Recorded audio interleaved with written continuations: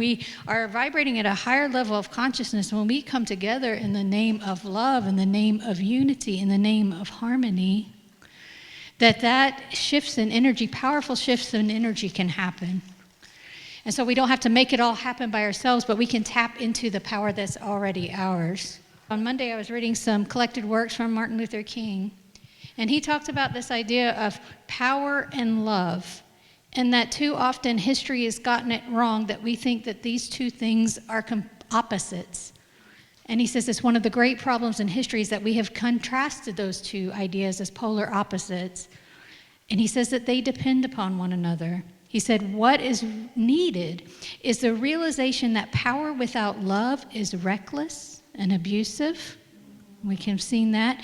And love without power is sentimental and anemic. Right? So sometimes that's what we may think love just means. We're just sitting on our meditation, sitting, and that's not doing anything. But love, when we realize and put it in service of our own spiritual power, that's what's needed. Those two things go together.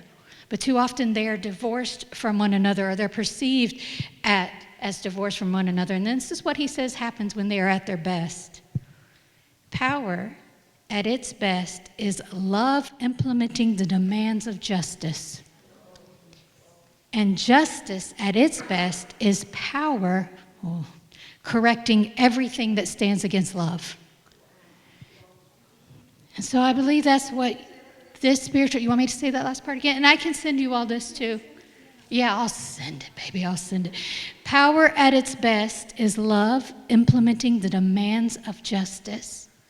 And justice at its best is power correcting everything that stands against love. And we possess that power. We talk about meditation and unity. And it's a beautiful practice. And if you have a disciplined practice that you can sit in your chair in the morning, in the evening, afternoon, twice a day, whatever it is, it's wonderful. What we don't want to do is limit our time of being in tune with the stillness or in tune with that intelligence that we access. Because when you're meditating, I love this idea that there's a misperception that there's somebody doing the meditating. Nobody's doing the meditating. When you meditate, you are simply being. You're basking in your own beingness. It may look like you are a person who is meditating. In fact, you are just resting in the beingness that is you. And so we can do that in our chair and have lovely experience. And then we go out in the real world and holy smokes, where is that beautiful stillness I experienced in that time of meditation? And Eckhart says it takes just 3 conscious breaths. 3 conscious breaths and we can come back home. And I can tell you, implementing this, giving ourselves that space, the gift of space around the activities of our lives, will inform how we be with the world, how we be with other people, how we treat ourselves.